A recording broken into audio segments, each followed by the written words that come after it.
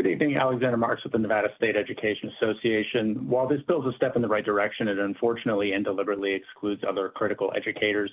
Through our Time for 20 and Red for Ed campaigns, NSEA has been a consistent leader on educator compensation. For anyone to suggest otherwise ignores the depth and consistency of the work we've done and undermines the urgency of this statewide issue. We would urge all elected officials to approach this conversation with thoughtfulness and respect and avoid rhetoric that seeks to divide unions and marginalize the voice of educators. We would love to support this bill, and since its introduction, we've engaged in good faith, offering amendments, trying to hold meetings. Our amendment is rooted simply in fairness. Our amendment is about expanding to all educators in hard-to-fill positions, including ESPs and other licensed professionals.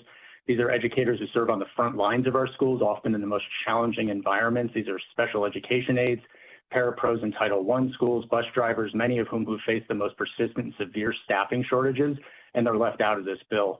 Today, some of these ESPs spent their workday diapering students, being spit on, scratched, and hit, and that's just a Wednesday.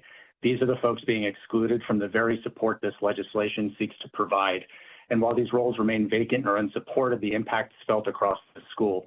Shortages in these roles make it harder to recruit and retain classroom teachers, compounding the very crisis this bill is trying to address. And what's particularly disheartening is the presentation didn't include the cost to expand this support to ESPs. With $90 million on the table, why not provide a number on what it would be to include everyone? Without that information, the message to our hardworking ESPs and OLPs is essentially, you're not worth it. Try again in 2 years if you still work for a district. That message is almost as demoralizing as the $2 budget increase we saw this year, a decision that will be a de facto education cut and risks undoing much of the progress we fought for in the last 2 years.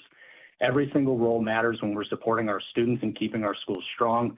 NSEA fights not just for our members, but the entire public education system. That's the work of a real union. We don't leave folks behind. Solidarity Forever includes all 120 days. Please amend this bill to reflect the full breadth of hard-to-fill education roles. The resources exist and the need is clear. Thank you.